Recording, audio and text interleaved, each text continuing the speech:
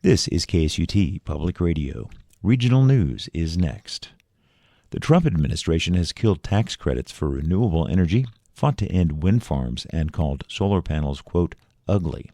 So it's notable that the Ute Mountain Ute tribe and its partners have managed to keep one big solar project on track. KSUT's Adam Burke reports there's still strong demand for the tribe's new carbon-free electricity. At a recent groundbreaking ceremony, Alston Turtle, who's a Ute Mountain Ute tribal council member, greets more than 100 people sheltered within the white vinyl walls of a party tent. I want to thank everybody that has had their hands tied to this project. Over the next year and a half, 270 megawatts worth of solar panels and 180 megawatts of battery storage will be built on tribal land here. Meanwhile, across the U.S., similar projects are stalled out because of federal policies. We're going through some challenging times right now, especially with the solar projects. But we got to continue to move forward in the vision that we see is right. As Native Americans, we try to be the best stewards of the land and take care of this land that was given to us. Although its arid reservation edges into Utah and New Mexico, most of the tribe's 933 square miles sits in the southwest corner of Colorado. It's a landscape of arroyos and sandstone cliffs, and at the center, the mountain known as Sleeping Ute Warrior that sustains juniper forests and, until recently, an abundance of flowing springs. Just in the 30 years I've worked here, I've seen so many of those springs dry up. Scott Clough is head of the tribe's environment department. He says many here are concerned that climate change threatens ceremonies and traditional gathering practices. They're going to have Sundance up there, and the spring next to the Sundance grounds is dry. It's bone dry. For about 75 years, the tribe has had oil and gas development on its land. At one time, Clough estimates that oil and gas revenue may have accounted for more than half the tribe's annual budget. But in recent decades, that has declined. Oil and gas is very boom-bust, and this tribe has ridden that roller coaster, including the scary crash. 15 years ago, the tribe started mapping out possible sites for utility-scale solar projects. At the time, the U.S. was trying to phase out fossil fuels, decrease carbon emissions, and invest in a renewable energy transition. And that meant federal grants and resources for tribes. They were so passionate about going forward because they had already decided to go big with renewable energy. Sandra Begay is Navajo and a retired mechanical engineer from Sandia National Laboratories who spent decades working with dozens of tribal communities across the country on solar development. We would go to a tribe who wanted this assistance, and we facilitated a 3-day dialogue. In 2015, with support from the U.S. Department of Energy, Begay led a workshop with the Ute Mountain Ute tribe, and she encouraged the tribe to think about energy development as a long game. Time is different on the reservations. Time with tribes is different. It's the amount of effort and time it takes to do a project because you're dealing with tribal elections, politics, the emphasis of money or no money, and that's a part of the process you have to get people to understand. Can you think 10 years in the future? The strategic energy plan produced out of those meetings helped keep the tribe focused on its solar energy goals. They started small with residential rooftop solar. Then came a 1-megawatt array that helped power the tribal casino out on the highway.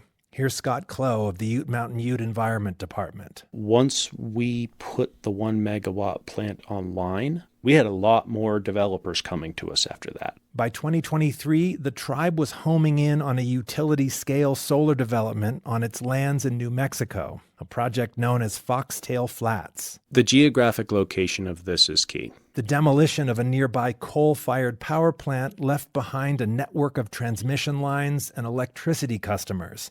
And what might seem like a remote patch of desert is actually prime solar real estate sitting at a major energy crossroads. There's transmission to El Paso, Texas, throughout New Mexico, Utah markets, Colorado markets, Arizona, California, and the tribe has land right there. But then last year, the Trump administration's One Big Beautiful Bill killed tax credits for renewable projects across the U.S., and the president was openly criticizing solar technology at an August cabinet meeting. You see these big, ugly patches of black plastic that comes from China. Meanwhile, U.S. Interior Secretary Doug Burgum issued a memo directing all federal permitting for wind and solar projects to be routed directly through his office. This memo from the Secretary's office created 68 new layers of red tape that amount to a moratorium on solar energy permitting. According to Sean Gallagher, a policy analyst for the Solar Energy Industries Association, nearly all renewable projects across the U.S. are at a standstill. 36% of all electricity capacity that's planned to come online through 2030 is at risk of not coming online because of the administration's actions. But the solar and battery storage project on Ute Mountain Ute land squeaked through. In the final days before U.S. policy changed last summer, project partners got the federal ink they needed on their permits. It fit everyone in the frame. Which is why they were holding shovels and smiling for the cameras at the recent groundbreaking ceremony. We've been really nervous about this project with a lot of the changing federal policies. Matt Hevner sits on the Board of Public Utilities from Los Alamos County, New Mexico, under contract to purchase more than half the project's power. The biggest fear was the financing collapsing to get this project going. Some of the federal subsidies going away and the financing that's required for this project not making the cut with investors. That's why it's so exciting to be out here today. Other projects may not be so lucky, at least in the next few years. But Sandra Begay, the Navajo engineer and renewables expert, tells tribal communities to think about the current political climate as a kind of wintertime. Not a season for building, but a season for research and planning. Their land is not going away. Their authority to use that land is not going away. You just wait until the time is right when those customers really want new electrons. With demand up and energy prices up too, it would seem customers want the Ute tribe's new electrons now, including a new data center being built by Meta near Albuquerque, New Mexico. For KSUT, I'm Adam Burke. The Interior Department is preparing to reveal its plan for how to divide water in the Colorado River among 7 states that continue to fight over it. KUNC's Scott Franz has more on what the new rules could mean for the river's future. The feds are walking a delicate line as they decide how to move water in the dwindling river while it's drying up from historic drought. They're trying to balance the interests of states whose snowmelt feeds the river with downstream states that use the most water. Conservationist John Berggren says the federal plan is likely to make all the states unhappy. There's been a lot of threats of litigation and reclamation trying to avoid inviting lawsuits, and so maybe by annoying both basins equally, are you kind of threading the needle enough that you don't get people initiating lawsuits? Arizona and the lower basin are now bracing for massive water cuts, and Colorado and the upper basin are concerned their reservoirs could be drained to prop up Lake Powell. The feds are also weighing how to protect the health of the river, its fish, and tribal interests with the forthcoming plan. Scott Franz, KUNC. In a related story, the major reservoirs that hold water from the Colorado River just set a shocking new record. As Alex Hager reports for the Mountain West News Bureau, the combined amount in Lake Powell and Meade is now the lowest it's been since 1957.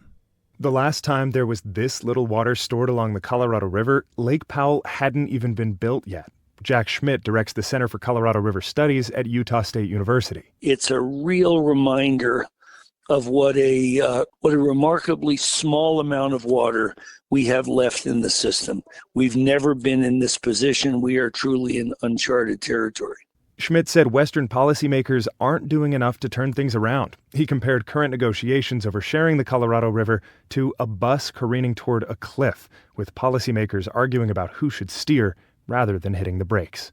Alex Hager, Phoenix. Support for local and regional news on KSUT Public Radio is provided by the Colorado Housing and Finance Authority.